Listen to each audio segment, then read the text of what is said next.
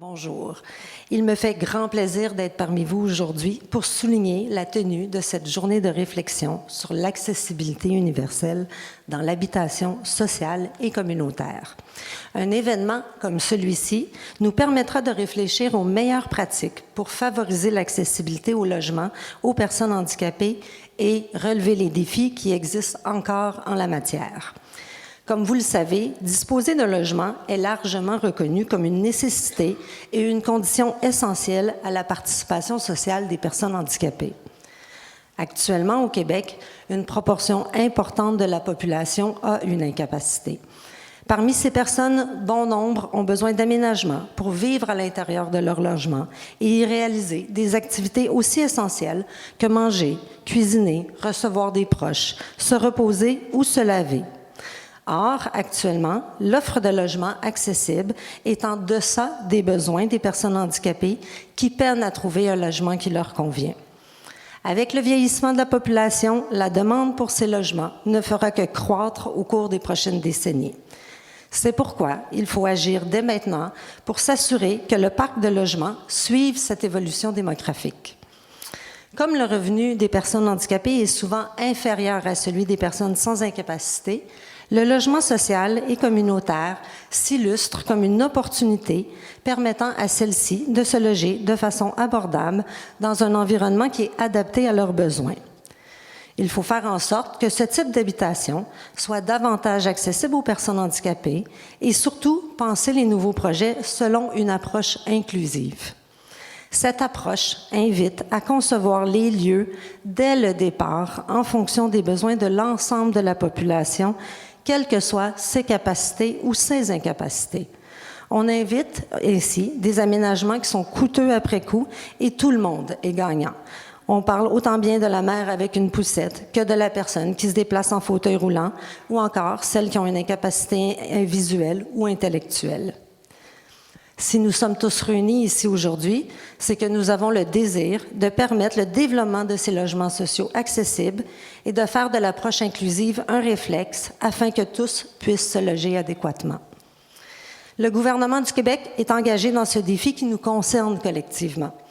Un des résultats attendus de la politique gouvernementale à part entière est justement d'offrir la possibilité aux personnes handicapées de se loger adéquatement selon leurs besoins spécifiques dans un lieu qui est librement choisi. À cet égard, il y a plusieurs engagements gouvernementaux qui visent à favoriser la mise en œuvre de la politique à part entière et qui a pour objectif d'améliorer l'accessibilité des logements en milieu social et communautaire. Mentionnons qu'en juillet dernier, la Société d'habitation du Québec a annoncé des changements au programme Accès Logis qui auront pour effet d'accélérer la création de 15 000 nouveaux logements sociaux et abordables au cours des prochaines années. Dans l'objectif de relancer leur construction, le gouvernement a prévu dans son plus récent budget 260 millions pour bonifier substantiellement le programme. Les nouvelles mesures sont entrées en vigueur dès leur annonce. La Société d'habitation du Québec a également lancé, en 2018, une nouvelle mesure, le soutien aux projets structurants pour les personnes vivant en logement social. Celle-ci s'inscrit dans le cadre du plan d'action gouvernemental pour l'inclusion économique et la participation sociale 2017-2023. Elle a pour but d'améliorer les conditions de vie et la participation sociale des personnes à faible revenu, plus particulièrement celles vivant dans des habitations à loyer modique. Bref, le développement de projets permettant de lutter contre toutes les formes de pauvreté et d'exclusion sociale, incluant celles vécues par les personnes handicapées. L'Office participe aussi à plusieurs travaux visant à améliorer l'accessibilité des bâtiments aux personnes handicapées. Soulignons qu'en décembre 2018, un grand pas a été accompli lorsqu'est entré en vigueur le règlement modifiant le Code de construction du Québec visant l'accessibilité à l'intérieur des logements d'habitation. Au cours des dernières années, l'Office et la Régie du bâtiment du Québec ont travaillé de concert avec de nombreux partenaires gouvernementaux et du milieu associatif afin d'arriver à sa publication. Ce règlement vient introduire pour la première fois au Québec une série d'exigences de construction pour favoriser l'accessibilité à l'intérieur des logements. Il marque donc un tournant décisif vers le développement d'un parc de logements répondant aux besoins de tous les citoyens et toutes les citoyennes au Québec. Afin d'améliorer en continu l'accessibilité des nouveaux bâtiments aux personnes handicapées, l'Office co-préside également, avec la Régie du bâtiment du Québec, un comité consultatif permanent. Des travaux sont ainsi menés en collaboration avec les partenaires concernés afin de bonifier les exigences d'accessibilité à chaque nouvelle édition du Code de construction. Ces travaux permettent de rester à l'affût des bonnes pratiques et des nouvelles connaissances en matière d'accessibilité des bâtiments. Une journée de réflexion comme celle qui nous réunit aujourd'hui contribuera également au développement et au rayonnement de ces meilleures pratiques et connaissances. L'Office se réjouit de soutenir des initiatives comme celle-ci qui permettent d'accroître la participation sociale des personnes handicapées. Nous vous invitons à poursuivre sur cette voie. Sur ces mots, je vous souhaite une belle journée, riche en échanges. Réfléchissons ensemble aux manières de développer des logements conçus pour toutes et pour tous. Merci. Donc, merci Execo, merci Marie de m'avoir invitée aujourd'hui pour venir vous parler d'accessibilité et d'habitation. Probablement qu'il n'y a rien que je vais dire qui va être nouveau pour vous. Hein. Si vous êtes ici, c'est que vous travaillez déjà ou vous êtes préoccupé par l'accessibilité et l'habitation. Donc, on m'a demandé de faire un survol des différents concepts pour qu'on parte sur une base commune. J'ai pas beaucoup de temps, ça fait qu'un survol, vous allez trouver que je fais un petit peu les coins ronds, mais on va mettre la table. Notre but aujourd'hui, c'est de trouver des façons de travailler le développement du logement social pour que ce qu'on fait, ça serve vraiment aux personnes qui en ont besoin. Jean-Pascal a eu un cri du cœur là, quand on a commencé à travailler sur ce projet-là, puis il a dit « Moi, il n'y a rien qui me désole le plus que quand on travaille sur des logements, puis qu'après ça, ils ne sont pas loués à des personnes qui ont des limitations fonctionnelles. » Pour lui, le résultat, quand ça marche, c'est que le logement va être loué, va être occupé par une personne qui en a vraiment besoin. Donc, je vais vous faire un rappel des concepts, mais teinté avec cette préoccupation-là. Là, c'est le temps de la technologie. Ah, ça a changé tout seul, parfait.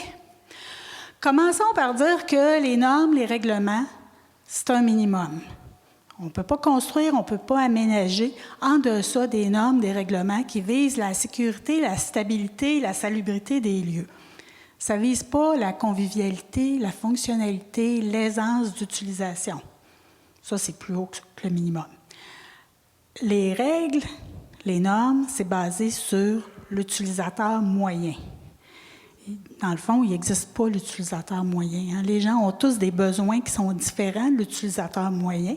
Fait qu'il y a beaucoup de personnes qui ne sont pas prises en considération dans les règles et les normes qu'on a actuellement. Donc, c'est insuffisant, c'est un minimum. Puis c'est là que, chez nous, à Société Logique, on intervient, c'est d'aller plus haut que ce minimum-là pour faire en sorte que les lieux soient plus performants. C'est-tu en train de changer de seul, ça? Oh, donc je l'ai minuté, ça fait que je vais me dépêcher pour pouvoir suivre mes diapos. Donc, comment est-ce qu'on travaille? C'est qu'on se dit, on veut reconnaître les lieux où il y a des personnes qui ont un potentiel d'être exclues pour travailler sur ces aménagements-là. On regarde pourquoi elles sont exclues, puis comment ces personnes-là fonctionnent pour être capable d'apporter des solutions pour ces personnes-là et des solutions qui vont être utiles à l'ensemble des citoyens également. Donc, on dit que les besoins des personnes qui ont différentes limitations fonctionnelles, les personnes âgées, c'est des révélateurs des difficultés que tous les citoyens rencontrent dans leur quotidien. Si on a des solutions qui sont inclusives à leurs besoins, bien, ça va être au bénéfice de tous. Chez nous, on appelle ça le design universel. Design universel, pour nous, c'est la même chose que l'accessibilité universelle, sauf que quand on s'adresse aux gens qui travaillent en aménagement, puis qu'on utilise le mot design, ils comprennent davantage ce qu'on veut dire. Donc, depuis quelques années, on parle plutôt de design universel, mais dans le fond, c'est la même chose au niveau du concept. Donc là, ça ne change plus tout seul. On va essayer de le changer. Super. En habitation, on va regarder 3 aspects ce matin. Le premier, l'environnement du bâtiment. Ensuite, on va regarder les concepts en fonction des unités de logement. Puis, on va terminer par l'implantation du bâtiment et les espaces communs. L'environnement du bâtiment. L'habitation, c'est essentiel pour les personnes qui ont des limitations fonctionnelles. Mais leur vie ne se limite pas à l'habitation. Hein? Aller à l'école, travailler, se récréer, avoir du plaisir, sortir, etc., ça fait partie de la vie quotidienne des personnes et c'est aussi important que l'habitation. Il faut l'avoir en tête quand on pense à où va se situer notre projet de logement pour que ça fonctionne bien. Une chose qui est importante aussi pour les personnes qui ont des limitations fonctionnelles, où il y a des défis importants, c'est la question du déplacement. Circuler, aller d'un lieu à l'autre. Certaines personnes ont une voiture. C'est quand même assez difficile de transférer d'un véhicule à un fauteuil roulant, par exemple, où les gens doivent se déplacer en transport adapté. Donc, la difficulté du déplacement, c'est un défi important. Il faut en tenir compte quand on choisit là où on va implanter un projet.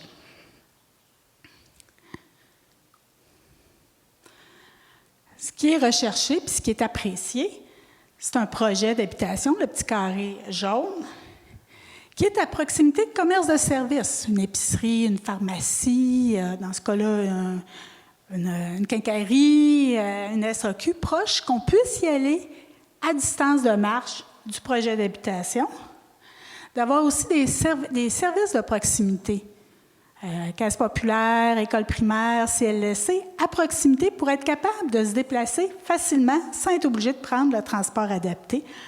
Même chose avec des parcs, des espaces verts. Autre élément important aussi, c'est que si on a des grands axes de circulation, bien, qu'on soit capable de les traverser. Parce que si notre projet d'habitation, il est d'un côté de la rue, puis tout ce qui est intéressant est de l'autre côté, puis il n'y a pas d'intersection où on peut passer facilement pour traverser en sécurité, bien, on est dans un environnement qui est difficile, où ça va être difficile de vivre. Donc, feu de signalisation, arrêt-stop, à proximité de notre projet. Puis quand on vit dans un quartier, bien, on veut en sortir des fois. Donc, proximité du transport collectif, proximité des pistes cyclables aussi, parce qu'il y a des gens qui se déplacent avec une aide à mobilité motorisée qui empruntent les pistes cyclables.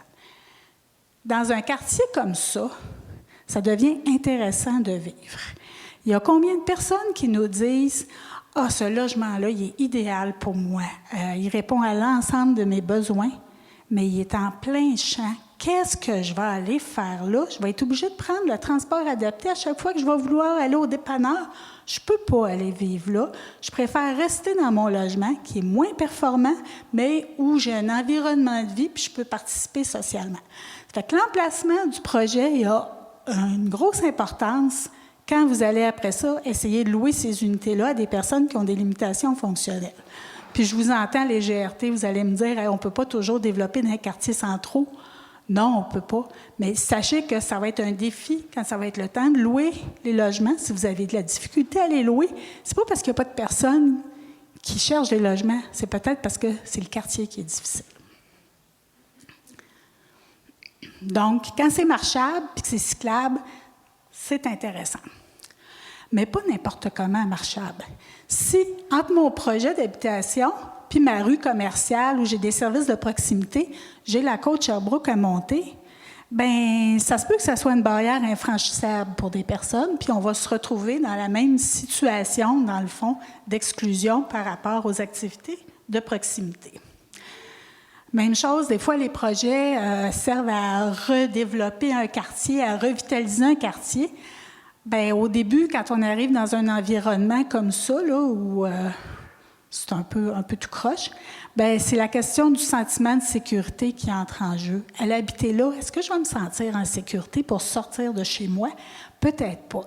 Ça fait que des fois, ça fait en sorte que, encore là, le logement peut être parfait pour la personne, mais elle va dire « j'aime mieux pas y aller ». Fait que ayez ça en tête. Enfin, dernière chose, pour l'environnement du bâtiment, la possibilité d'y aller en transport adapté. Vous allez me dire, le transport adapté, il va partout. Oui, hein, il n'y a pas de limite. On peut aller partout en ville avec le transport adapté. Sauf que les véhicules de transport adapté ont une rampe, une plateforme élévatrice du côté passager. C'est pour descendre les gens sur le trottoir, côté trottoir. Ça va super bien dans les rues à double sens. Mais quand on est dans les rues à sens unique, Il y a la moitié des lieux qui c'est plus difficile parce qu'à ce moment-là, le transport adapté doit descendre les gens dans la rue parce que la rue est sens unique. Fait que ça peut être un défi. Ça ne sera probablement pas assez pour que quelqu'un dise « je ne loue pas le logement », mais pensez en hiver, quand le véhicule de transport se stationne en diagonale dans la rue, qui bloque les autos, que la personne doit descendre dans la rue, puis après ça, passer de la chaussée au trottoir quand ce n'est pas déneigé. Ça peut causer des problèmes, puis ça peut causer des problèmes de vivre ensemble par la suite. Donc, différents éléments à être conscient quand on choisit un endroit ou développer un projet puis qu'on dit on veut faire des unités qui vont être destinées aux personnes qui ont des limitations fonctionnelles, c'est des défis. Ça ne veut pas dire de ne pas les faire dans ces environnements-là, mais ayez-le en tête. Je suis rendue au bâtiment, ça tourne tout seul. Je commençais par les unités d'habitation, par l'adaptation. L'adaptation, c'est un ajustement cas par cas pour répondre aux capacités et aux habitudes de vie de la personne pour qui on fait une adaptation. On peut adapter un ordinateur, un véhicule, un logement, un poste de travail. On peut adapter plein de choses. C'est pour un individu en particulier, ça va être différent pour chacun. Ça dépend des habitudes de vie. Une personne paraplégique, on peut penser qu'elle va avoir besoin d'une cuisine adaptée. Si la personne n'a jamais fait à manger puis que c'est surtout pas dans ses intentions de commencer à cuisiner, elle n'a pas besoin d'une cuisine adaptée. Une personne quadraplégique qui n'a pas la capacité de couper ses oignons pour faire sa sauce à spaghetti, on va dire, pas besoin d'une cuisine adaptée. Attendez, elle peut vouloir superviser la préparation de son repas parce qu'elle sait très bien qu'est-ce qu'elle veut qu'on mette dans sa sauce à spaghetti pour que ça goûte ce qu'elle veut que ça goûte. Donc, elle va avoir besoin d'y aller dans la cuisine pour le superviser. Les habitudes de vie sont bien importantes.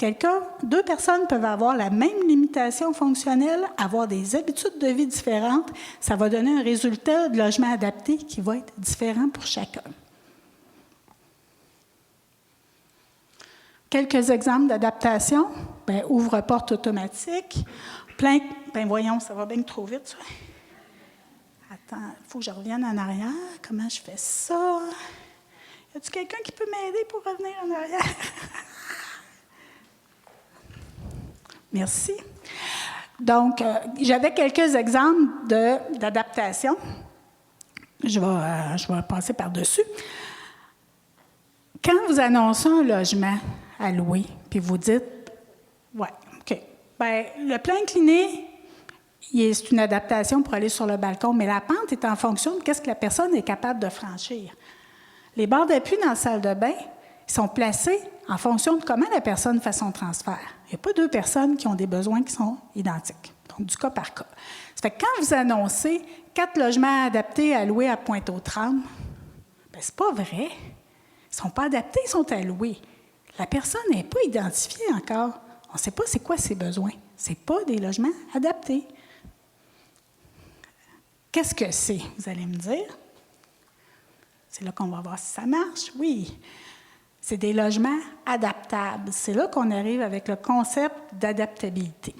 Ça dit, adaptable, ça facilite l'adaptation. C'est des logements qu'on destine à des personnes qui ont des limitations fonctionnelles puis qu'on va concevoir pour qu'ils soient très faciles à transformer une fois qu'on va avoir identifié la personne qui va l'occuper. Ça sort pas pire, mon affaire. L'adaptabilité, on le retrouve dans Axélogie. Axélogie nous demande 10 % des logements adaptables, puis tous les logements desservis par un parcours sans obstacle adaptable. On retrouve aussi dans le code de construction quelque chose qui s'apparente grandement, parce que la Régie du bâtiment, j'ai vu Rine qui était ici, là. La Régie du bâtiment a travaillé étroitement avec la SHQ pour ces modifications-là. Donc, dans la réglementation de construction, on a des critères qui définissent qu'est-ce que c'est un logement adaptable. Par contre, on n'a pas d'obligation d'en faire encore. Mais si on dit qu'un logement est adaptable, il y a un minimum de critères à rencontrer.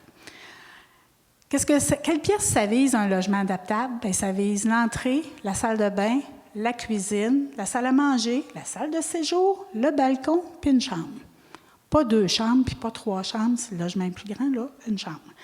Donc, c'est le logement adaptable qui va être facile à transformer. Il y a des caractéristiques qui vont faire en sorte que le besoin d'adaptation, bien, il ne sera pas très grand dans ces logements-là. Fait que pensez-y, là, on réalise des projets, on veut louer une personne, on ne connaît pas la personne, il faut transformer. Bien, si on travaille avec des logements adaptables, le besoin de transformation va être moins grand.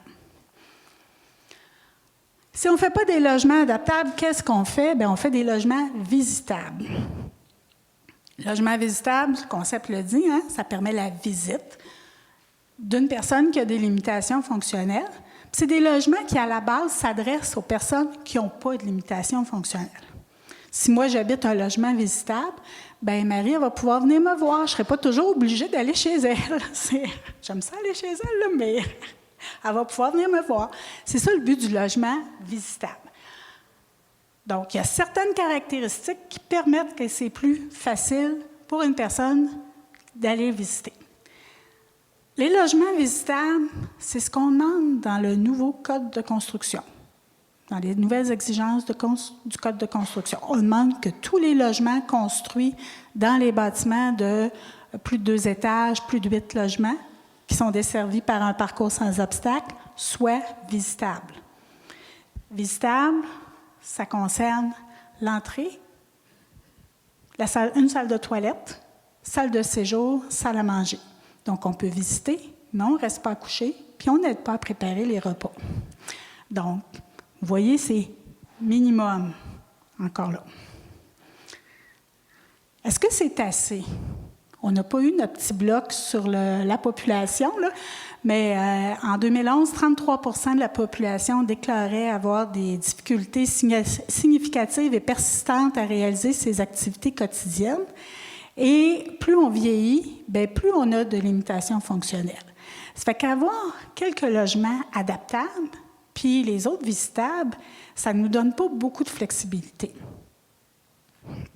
Donc, c'est pour ça que nous, on travaille toute la question du design universel, qui est le concept où c'est destiné à tout le monde, puis ça permet de vieillir chez soi, de visiter, puis d'adapter facilement. Pas aussi facilement que l'adaptable, mais d'adapter facilement. Parce que ce qui caractérise le design universel, c'est que ce n'est pas idéal pour chacun des individus, ça devient optimal pour l'ensemble. Il y a des personnes qui vont pouvoir vivre dans un logement universel sans transformation. Il y a des personnes qui vont avoir besoin de transformation. En résumé, puis c'est là que j'ai un tout petit tableau difficile à lire, là, mais on pourra le faire circuler. On a 5 approches. L'adaptation, on en a parlé, c'est du cas par cas. L'accessibilité, le code de construction avant, donc tous les logements construits il y a un certain temps, même jusqu'à qui se construisent encore aujourd'hui probablement, il n'y avait aucune exigence à l'intérieur des logements. Madame Ophélie en a parlé. On a maintenant la visitabilité, l'adaptabilité puis le design universel. Donc, c'est les concepts parallèles. Notre besoin d'adaptation, il va varier en fonction du concept qu'on va adopter. Si on est dans un logement traditionnel puis qu'on loue une personne qui a des limitations fonctionnelles, le besoin d'adaptation, il va être important. Il va être moins grand si on fait de la visitabilité, encore moins grand si on fait du design universel. Puis si on a de l'adaptabilité, bien, ça va être plus léger comme adaptation, ce qui est nécessaire. Donc, ça vous donne une idée que si on veut arrimer la location puis le développement, bien, il faut peut-être y aller plus en design universel puis en adaptabilité. Ça va jusque-là? On va regarder le bâtiment, son implantation puis les espaces communs maintenant. Puis après ça, bien, on va avoir terminé. Pour les espaces communs, comme c'est des espaces qui sont utilisés par tout le monde, on n'a pas de niveau de visitabilité puis d'adaptabilité. L'idée, c'est d'y aller avec quelque chose qui va être optimal pour la majorité des personnes. C'est ce qu'on met en design universel. Dans la réglementation de construction, le niveau accessibilité, il y a un minimum. Donc, on n'a pas, tous les espaces ne sont pas concernés, puis je vais vous en parler un peu plus quand on va passer les différents espaces, mais ça permet un usage limité des lieux, en fait. Puis l'adaptation, bien, c'est encore la même chose, c'est du cas par cas.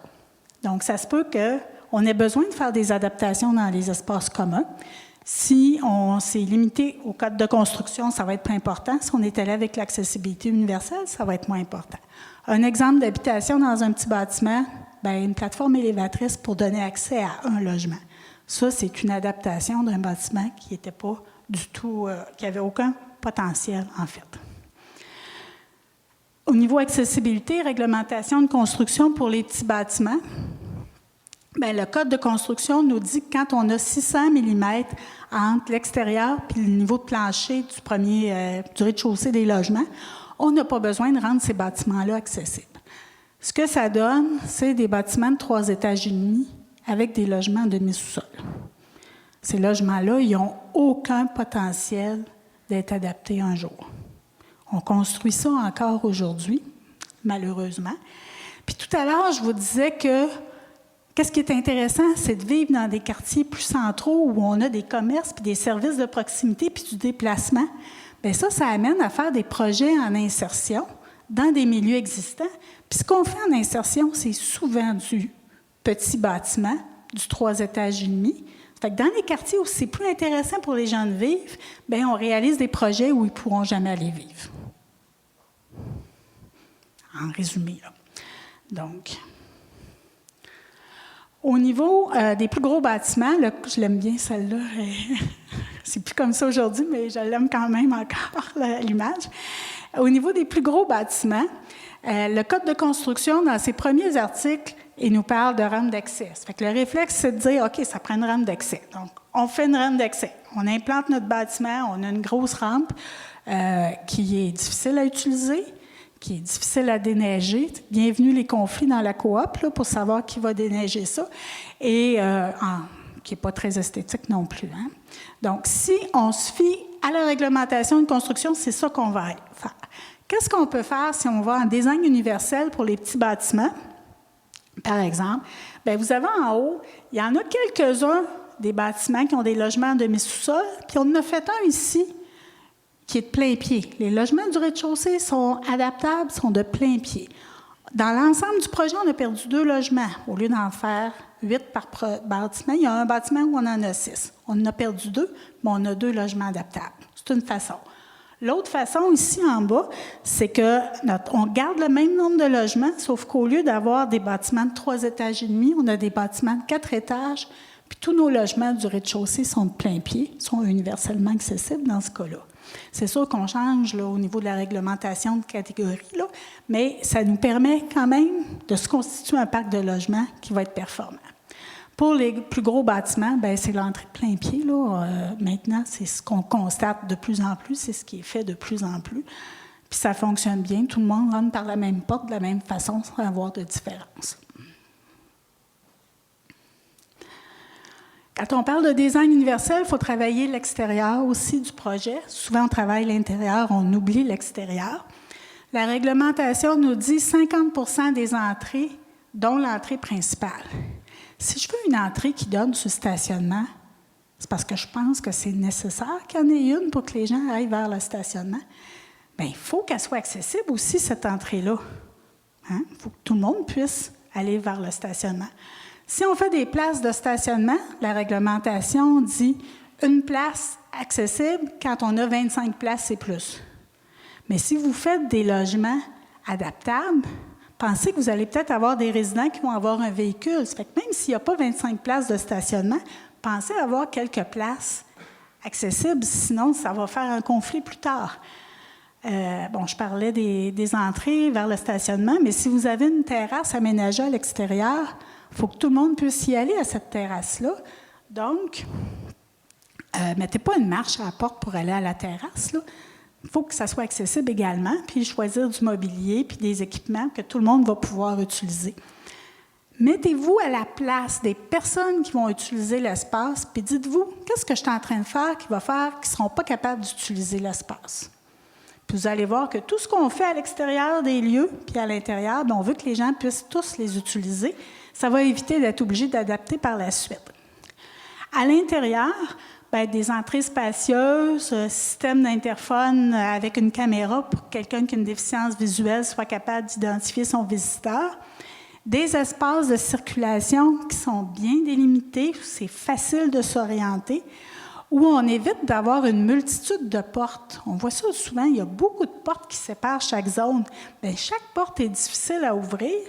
À un moment donné, on va demander des ouvre-portes, ça va augmenter les coûts du projet. Pensons, est-ce qu'on est capable de rationaliser les déplacements au niveau de l'espace?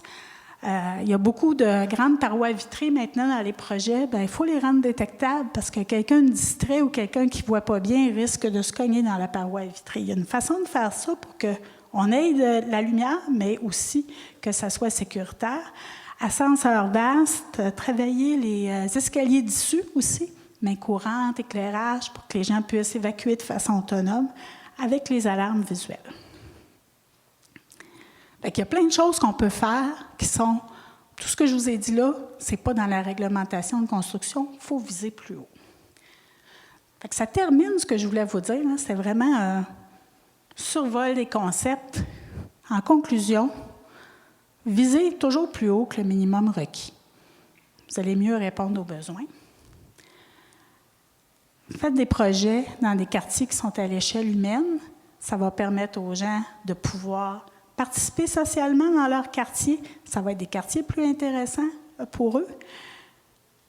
Adapter, c'est personnaliser à un individu qui est identifié. J'ai hâte de voir dans nos discussions de cet après-midi si vous allez vous en rappeler. Unité de logement, on y va vers l'adaptabilité puis le design universel pour avoir davantage de flexibilité puis réduire le besoin d'adaptation. On peut planifier des unités qu'on sait qu'on va louer à des personnes qui ont des limitations fonctionnelles, puis dire que c'est nos unités adaptables. Mais les gens qui vivent dans les autres unités, leur situation peut changer. Est-ce qu'ils vont pouvoir continuer à vivre dans ces logements-là? Les personnes qui vivent dans des unités adaptables un couple peut avoir un enfant, son logement est rendu trop petit. Va-t-il être capable de déménager dans le même bâtiment? Donc, il y a plein de situations qui peuvent se présenter où on veut de la flexibilité après quand on va opérer le projet. C'est ça que le design universel nous permet de faire. Bâtiments de plein pied, même pour les petits bâtiments, puis des espaces communs. On vise des critères qui sont beaucoup plus élevés pour qu'on ait le moins possible besoin de faire des adaptations dans les espaces communs. Parce que l'idée, c'est d'arriver avec un projet d'habitation qui, quand il va être livré, il va demander le moins possible de transformation pour qu'une personne puisse habiter dans le logement puis puisse après ça utiliser le bâtiment. C'est tout.